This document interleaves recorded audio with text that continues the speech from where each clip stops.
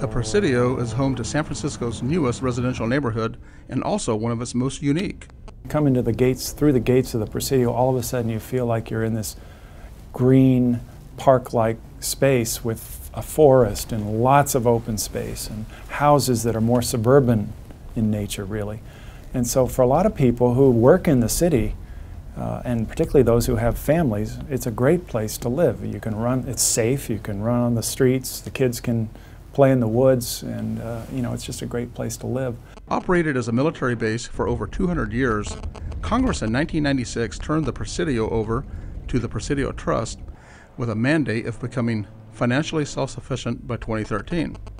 Renting former Army barracks and homes has been key to doing that. We're a federal agency, we're a tiny federal agency. It's probably the only federal agency that has to be financially self-sufficient. So what we do is whatever money we generate, plus whatever Congress gives us, they're giving us some seed money, we put into these buildings. And you know, it's not a lot of money. So the pace is sort of governed by how much money we can earn in any given year. We decided that we would invest in the housing, and we would have it be market rate, and although we do have some that's available for people who don't make the median income, it's on a sliding scale. But so we've rolled that housing out over the 12 or 13 years intentionally so that we could keep the occupancy high and we could do the work ourselves. Although rents are pricey, the Presidio homes have been snapped up like hotcakes.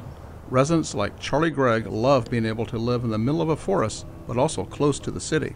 We're really, really lucky to live in a national park. But you don't really, but you're living in a city, really.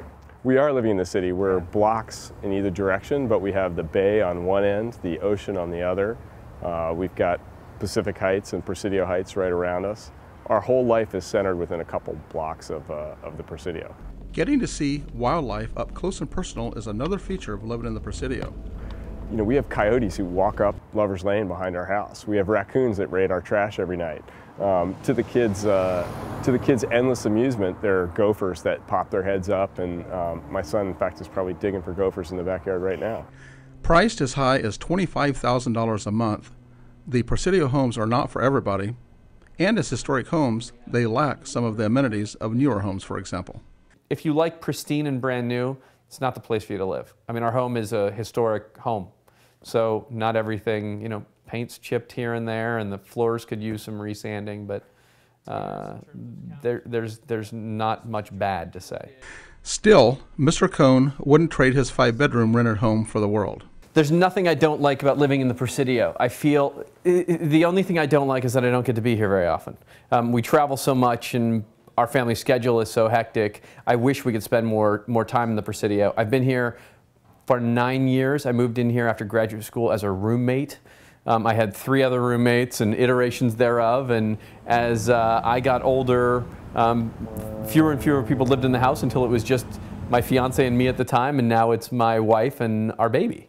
For the Wall Street Journal, this is Jim Carlton in the Presidio.